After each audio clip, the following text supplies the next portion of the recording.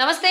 Breaking news చూస్తున్నాము. మరోసారి కీలకమైనటువంటి సమావేశం అయ్యారు అమిత్ షా గారి గృహంలో పవన్ కళ్యాణ్ గారు, అలాగే చంద్రబాబు గారు. సో ఈ రోజు పొత్తుకు సంబంధించి సీట్ల పంపకాలకు సంబంధించి కూడా ఫైనల్ అయ్యేటువంటి అవకాశం ఉందన్నట్లుగా వార్తలు వస్తున్నాయి. బీజేపీ కొన్ని స్థానాలకు గట్టిగా పట్టుకు మీద ఉన్నట్టుగా మనకి వార్తలు వస్తున్నాయి. మరి అంశానికి సంబంధించి మనతో మాట్లాడడానికి, వారి విశ్లేషణని మనతో పంచుకోవడానికి ఈ రోజు మనతో పాటు ఉన్నారు పొలిటికల్ అనలిస్ట్ రాజశేఖర్ గారు ఉన్నారు. వారితో మాట్లాడదాం. నమస్తే రాజశేఖర్ గారు. నమస్తే మేడం. సో మరొకసారి కీలకమైనటువంటి సమావేశం అయ్యారు చంద్రబాబు గారు, అలాగే పవన్ కళ్యాణ్ గారు. నిన్న సాయంత్రం అమిత్ షా గారి స్వగృహంలోనే మీట్ అయ్యారు. 2 గంటల పాటు సమావేశం అయ్యారు. కీలకమైనటువంటి చర్చలు జరిగాయని చెప్పి వార్తలు వస్తున్నాయి. అంటే ఈ రోజైనా ఈ పొత్తుకు సంబంధించి ఎవరెవరికి ఎన్ని సీట్లు ఏంటని చెప్పి క్లారిటీ ఇచ్చేటువంటి అవకాశం ఉంది అంటారా? అవును మేడం, ఖచ్చితంగా. ఏదైతే తెలుగుదేశం పార్టీ ఎన్డీఏలో చేరడం అనేది నిర్ణయం జరిగిపోయినట్లే. మనం ఇక అధికారిక ప్రకటన మాత్రమే మిగిలిందనేదే మనం అనుకోవాలి. ఎందుకంటే నిన్నటి నుంచి జరుగుతున్న పరిణామాలు, ఏదైతే చంద్రబాబు నాయుడు గారు నిన్న ఢిల్లీ వెళ్ళడం, రాత్రి అమిత్ షా నడ్డా గారితో ఆయన సమావేశం అవడం, ఆయనతో పాటు ఆల్రెడీ ఎన్డీఏలో ఉన్న జనసేన కూడా మరి తెలుగుదేశం మిత్రపక్షంగా ఉండడం, ఆయన కూడా పవన్ కళ్యాణ్ గారు కూడా చర్చలో పాల్గొనడం జరిగింది.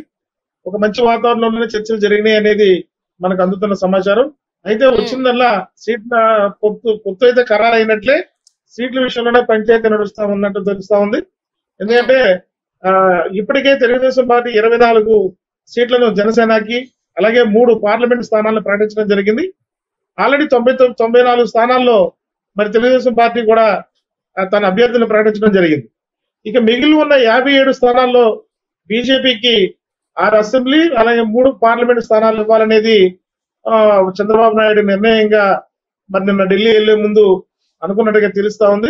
అయితే అక్కడికి వెళ్ళిన తర్వాత బీజేపీ వాళ్ళ కోరిక, అంటే వాళ్ళు ఏదైతే ఈ చర్చల ఈ పొత్తు ఎన్డీఏలో చేరుతో నిర్ణయం జరిగిన తర్వాత మరి సీట్ల పంపకం విషయంలో ఏదైతే బీజేపీ వాళ్ళు అనుకుంటున్నారో వాళ్ళ యొక్క ఆలోచనల మేరకు ఏంటంటే 6 పార్లమెంటు, 10 అసెంబ్లీ స్థానాలు ఖచ్చితంగా ఇవ్వాలి అనే విషయంలో మాత్రం వాళ్ళు పట్టుదలగా ఉన్నట్టు తెలుస్తుంది.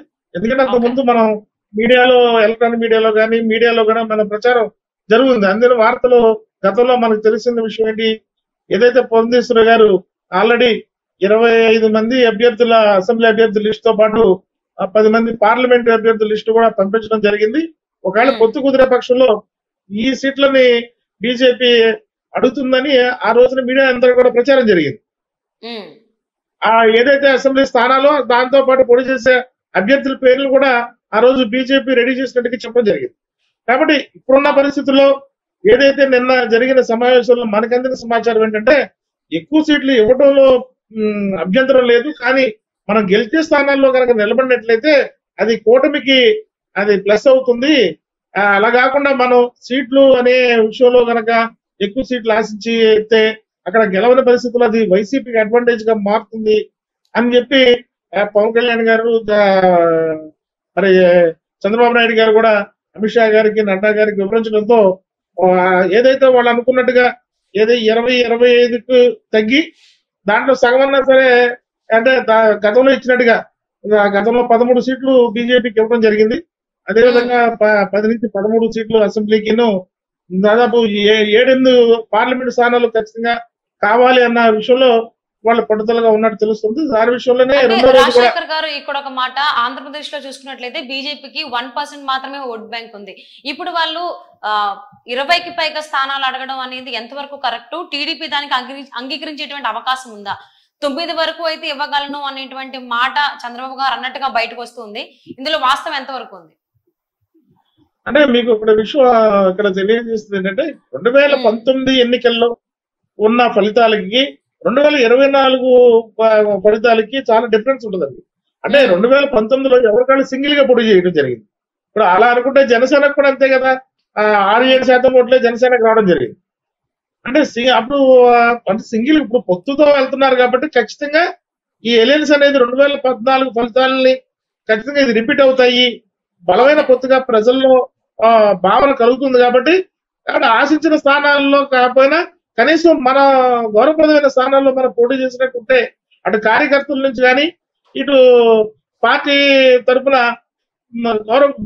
ఒత్తిడి లేకుండా ఉంటుందనే ఉద్దేశంతో మేము ఈ రోజున డిమాండ్ చేస్తున్నట్టుగా తెలుస్తా ఉంది. ఇప్పుడు ఆ విషయంగా మనం ఆలోచించాలి. ఇప్పుడు 1% లేకపోతే 6% అది కాదు. ఒక ఉమ్, సింగిల్ గా పోటీ చేస్తే ఎవరికైనా బలం ఏంటి అనేది మనకు ఆల్రెడీ చూసాం. కానీ ఉమ్. ఉమ్మడిగా పోటీ చేస్తే కూడా ఆ బలం ఎంత గట్టిగా ఉంటుందో కూడా మనం చూసాం.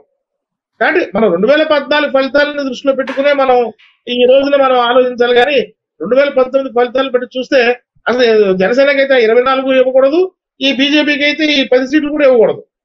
అంటే ఇప్పుడు ప్రజెంట్ బీజేపీ పైన చాలా ఆగ్రహంగా ఉన్నారు కదా ఏపీ ప్రజలు.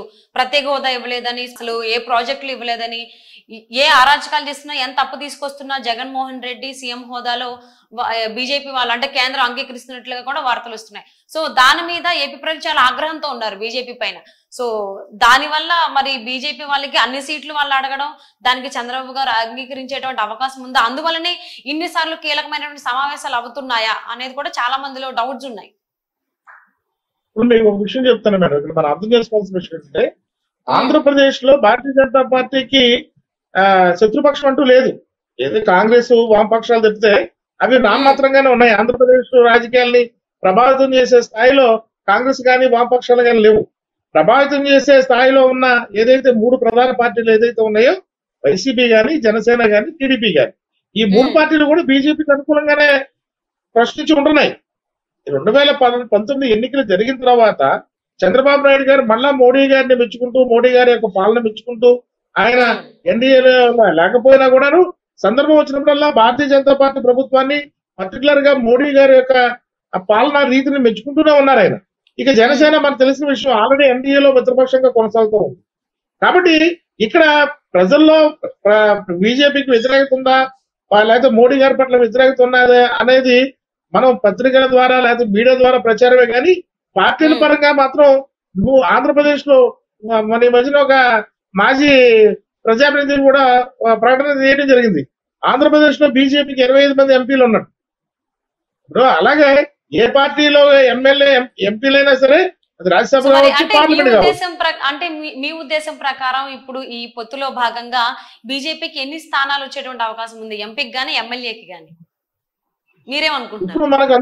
ఇప్పుడు మనకు అందుతున్న సమాచారం ప్రకారం ఖచ్చితంగా భారతీయ జనతా పార్టీకి ఏదైతే వాళ్ళ పొత్తును కొనసాగాలి, పొత్తులో ఎన్డీఏలో చేరి ఖచ్చితంగా పొత్తు ద్వారానే రాష్ట్ర అసెంబ్లీ ఎన్నికలు ఎదుర్కోవాలన్న పట్టుదలతో ఇటు జనసేన పవన్ కళ్యాణ్ గారు, చంద్రబాబు నాయుడు గారు ఉన్నారు. కాబట్టి ఏదైతే వీళ్ళు అనుకున్నట్టుగా ఏదో 5-6 అసెంబ్లీలో లేకపోతే 3-2 పార్లమెంటు స్థానాలు ఇచ్చి సరిపెట్టేద్దాం అనుకునేది మాత్రం జరగని పని.